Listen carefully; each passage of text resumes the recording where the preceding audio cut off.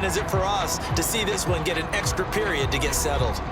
And here in overtime, if the team that receives the ball scores a touchdown, it's over. If they don't, we can still have some more football. That's exactly right. If they go down and kick a field goal, the other team gets a possession to either match it or score a touchdown to win the ball game.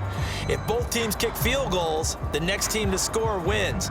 But if the receiving team throws a pick six or fumbles the ball and it gets picked up by the defense and they score, the game is over at that point. This taken in at the goal line. And he's able to get this across the 20, but not by much, as he's marked down officially at the 21. Our visitors getting set to take over on offense. They control their own destiny here. They have the football in overtime. Obviously, a touchdown would win it. And I think teams around the league are still adjusting to the idea of going downfield, scoring a touchdown wins the game, because they were used to just going downfield and trying to get in field goal range to win a game. Still having to make that transition. Let's face it now, the ones who are doing it best know they need to go down, attack, put the ball in the end zone, and not leave it up to a field goal and give the other team a chance. Yeah, as we said, they control their own destiny now. On second down, it's Patterson, and he's able to get out to the 32, brought down there. From the 32 now, here's 1st and 10.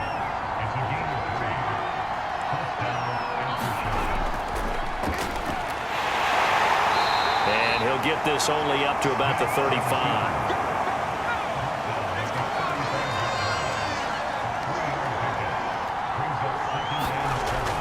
On second down now, it's Patterson, and he stopped immediately there.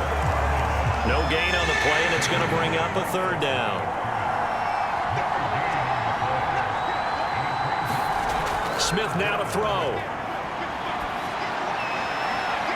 And it's going to be incomplete. He was able to catch it there on the right sideline, but out of bounds, says the line judge. And it's going to bring up 4th down. The temptation to go for it probably there. Always is, especially in overtime. Got to punt it, though. I think you're right. I think that you absolutely have to punt it away and trust your defense, especially play a little field position here. But you're so right about the temptation.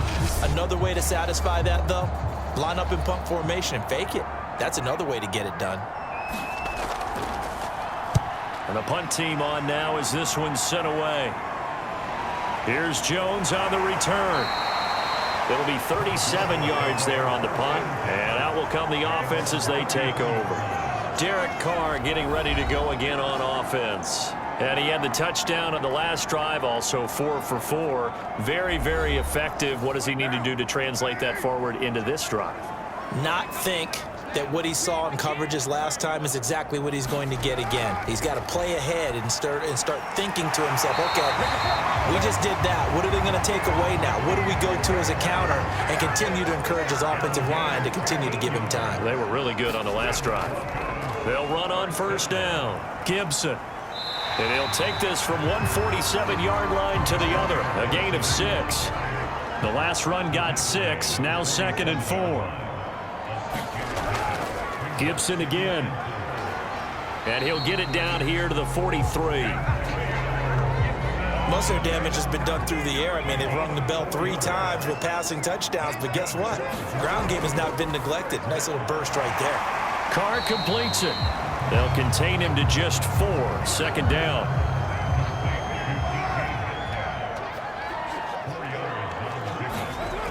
Now Carr. They'll find his tight end, Seals Jones. No gain that time on the completion, and it'll be 3rd down. 2 minutes left in this overtime session, and still all tied. As a defense, you're more balanced when you're in zone coverage because you're able to keep your eyes on the quarterback and see the play develop in front of you.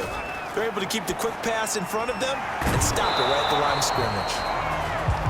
And he stopped up short of the 1st as they tackle him down at about the 36. The result, only 4 yards there on the play. And that's going to make it 4th down. How about that strategy there, Brandon? 3rd down. They just said, we've got faith in our tacklers. We'll give you the short stuff, and just decided to protect the sticks. So every time I hear fans telling me tackling's not a part of the game anymore, plays like that, I can clip and save and show them you have to tackle well if you want to be a good defense. So here we go. Maybe the biggest kick of the game forthcoming. From the right hash, this from 53. And play is stopped here. Timeout. It's the defense calling the timeout here. They'll be left with just one remaining here at OT. And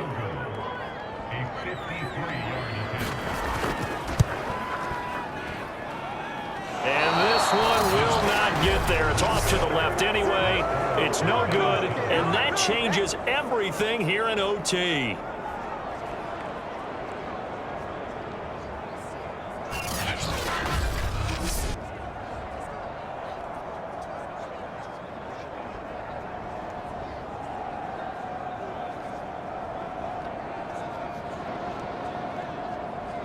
So here are visitors to take over on offense. And the points, they have come fast and furious in this quarter.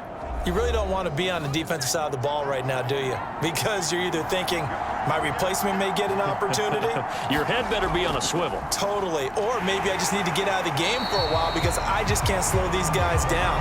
They've got to figure out a way to disrupt these offenses. And typically, one guy makes a big play, and that can help change things. They'll be looking for disruption on both sides right now. And taking it across midfield and inside the 45. So the 14 yards actually takes him from 143 to the other for 1st and 10. And the result here, a pickup of 8. Leaves him with 2 to go on 2nd down. Now a timeout called for by the defense. They'll be down to just 1 remaining as we step aside here in overtime. They'll keep it on the ground. Patterson, and this time not quite to the 30. It'll be down at the 31-yard line. Now the defense will burn their 3rd and final timeout. That's their 2nd and last timeout here in the overtime session. We'll be back. On 1st down, it's Patterson. Just a yard on the 1st down carry, so it's 2nd and 9.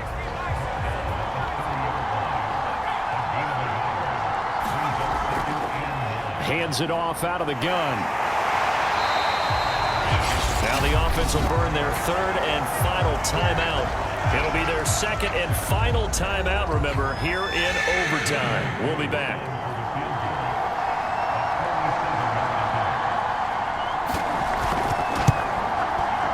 And he got it.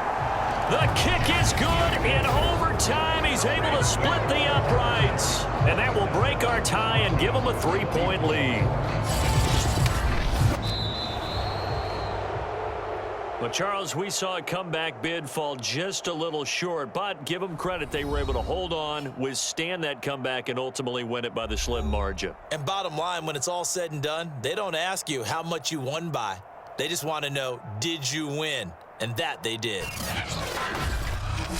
So for our visitors, they boost their record up to a strong 4-1, and they will head back home next week. Meanwhile, for the Broncos, they'll fall to 1-4 with a loss, and they'll be at home next week for a date with the Tennessee Titans. Thanks for tuning in, everybody. Alongside Charles Davis, we thank our entire crew. I'm Brandon Gaudin. This is the NFL on EA Sports.